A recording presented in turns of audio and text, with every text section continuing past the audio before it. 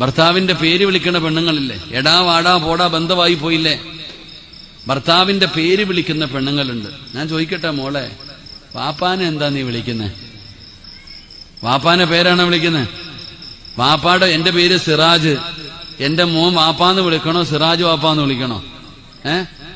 എടാ, ഓരോരുത്തർക്കും ഓരോ സ്ഥാനമുണ്ട്, അത് കൊടുക്കണം.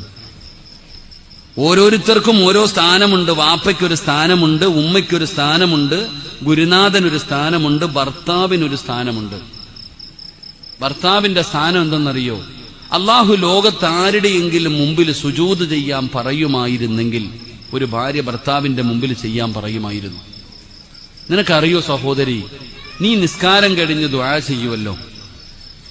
ഒരു ഭാര്യ, ഒരു പെണ്ണ് നിസ്കാരം കഴിഞ്ഞ് ദുആ ചെയ്യുമ്പോ ആ ചെയ്ത ദുആ സ്വീകരിക്കണമെങ്കിൽ ഒരു കാരണമുണ്ട്. നിങ്ങളൊക്കെ ചോദിക്കുന്നല്ലോ, ഉസ്താദെ ഞാൻ ദുആ ചെയ്തിട്ട് സ്വീകരിക്കുന്നില്ല എന്ന് പരാതി പറയുന്ന സഹോദരിമാരുണ്ടല്ലോ. നീ ഉസ്താദന്മാരോട് ചോദിച്ചു നോക്ക്, ഒരുപാട് പണ്ഡിതന്മാരുണ്ടല്ലോ, നിങ്ങൾ അന്വേഷിച്ചു നോക്ക്. ഒരു പെണ്ണ് ദുആ ചെയ്താൽ സ്വീകരിക്കണമെങ്കിൽ അവൾ നിസ്കാരം കഴിഞ്ഞിട്ട് അവളുടെ ഭർത്താവിന് വേണ്ടി ദുആ ചെയ്തിട്ട് വേണം ദുആ ചെയ്യാൻ.